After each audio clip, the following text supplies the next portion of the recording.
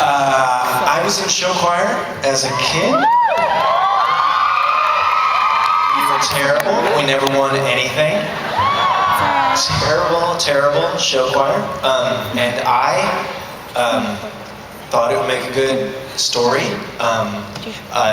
A friend of mine, Mike Novick, who's also one of our producers, was here. He read it. He agreed it would be a great idea. He brought it to Ryan and Brad, and then Ryan, Brad, and I wrote it as a pilot. And it was 1 year ago, so it's crazy. Anyway, I think the Glee Club public is underserved by mainstream media.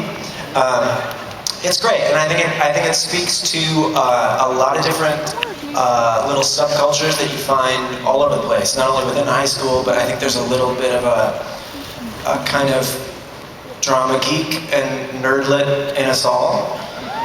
There's a big one of me. Anyway,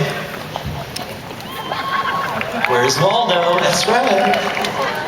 Are any of the characters based on your own experience in Glee, or any of them based on you?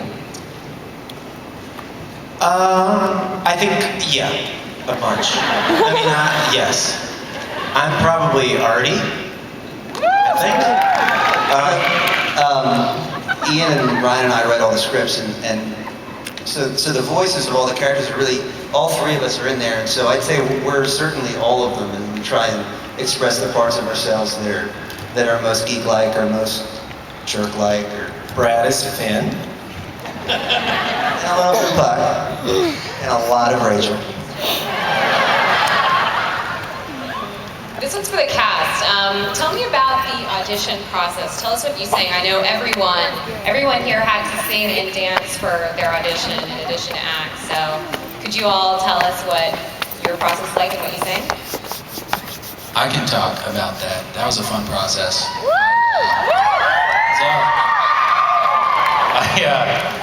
I sent a tape of myself acting down, and I conveniently ignored the part that said, "We would like you to send a tape of yourself singing," because I didn't consider it a strong suit. So, and they said, "We need you singing." So I sent them a tape of myself singing "REO Speedwagon."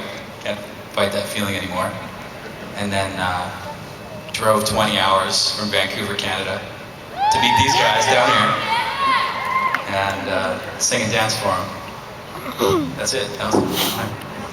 We had a hard time casting Finn. He was a hard part because you had to really like him, and he had to sing and dance. And as soon as Corey came in, we were like, oh. And it was after a while. We'd been to New York too, looking for Finns. And as soon as Corey walked in, it really was quite a revelation. He was easily our first choice and our only choice. So thanks. Who else? Amber! I just read that you auditioned for American Idol and you did not make the cut, which is ridiculous. Ridiculous. So tell us what happened with you. I was young. I was 17 years old, I believe, and I went to the San Francisco audition. I had a lot of fun, and I felt like my world was over when I didn't make it through, but I understood that it just wasn't my time to be out. I'm kind of glad that they said no, because it gave me a chance to work on my craft, to work on my voice, to work on my confidence, so that when I do come out, I'm like, hey, this is me, and take me or leave me. Now you're me.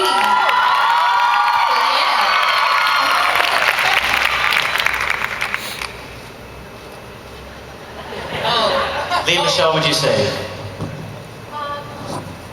Hi. I sang on my own for my audition, which was also in the pilot, and I had 2 auditions. I was terrified, and I got into like a terrible car accident pulling into my audition, like into the Fox lot, and I left my car in the middle of the street, like all crashed, and I ran into my audition, and I had pieces of glass in my hair, and I was dropping them on the table, and I had all cuts on me, and I'm like, I'm ready, and I ended up getting it, and it's all a blur, but I'm really happy.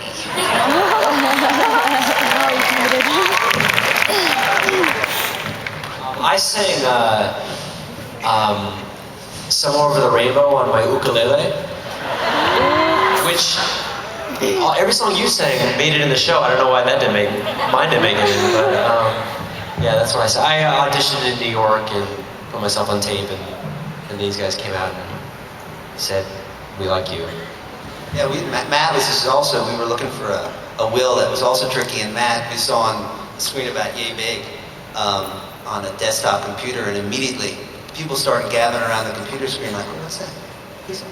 What's going on there? And so if you can get somebody on a little low-res computer screen, you can start gathering women around the screen, and men too, that you're probably onto something. So he was also a great revelation. Going off of Lee and Michelle's car accident, on my way to the airport from New York to go to LA to meet these guys at Fox, I think I got bit by a spider, and I had the largest hives I've ever had in my entire life on my face. So on the plane ride, I took a Benadryl and I went to sleep, and I said, please let them be gone by the time I get to LA, and they were. So I'm glad that I didn't have to go in and meet Fox with large hives on my face. And I sang Waiting for Life to Begin from Once on This Island in New York, and then they had me come back and sing it in LA. Here I am.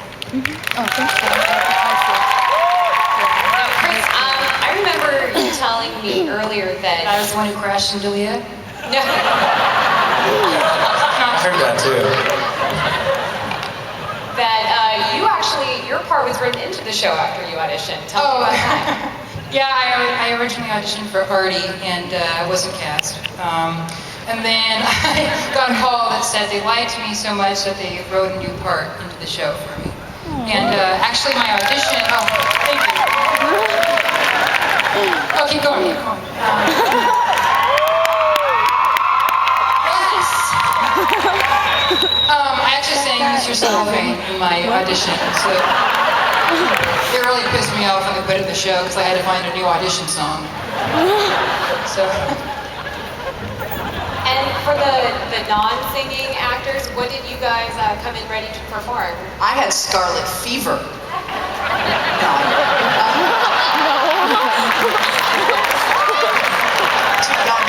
I'm too young to remember scarlet fever. I had a plague, actually, and they cast me anyway. Thank you.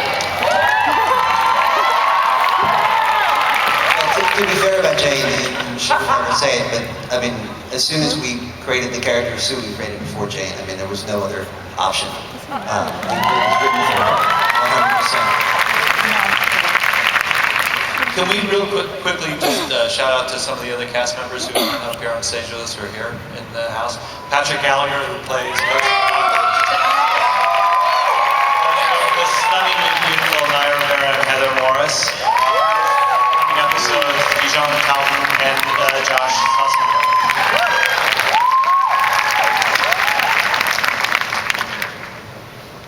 I wanted to talk about the music. There's all kinds of music in this. How do you guys choose the songs, what gets in and out? It's actually a very simple process. Ryan chooses them. Ryan picks them. Brian Murphy. We try and contribute and throw a song in here or there, but it's basically, I call it Ryan's infinite playlist. Yep, exactly. And he always mixes all different genres. Like this last episode we had, I Could Have Danced All Night from My Fair Lady. Matt and I danced the Lindy Hop, which is like a 1940s kind of crazy jitterbuggy dancing. And Mark got to sing Sweet Caroline. And the thong song. And The thong song. Patrick Gallagher performed the thong song. So it's always a wonderful mix of different styles.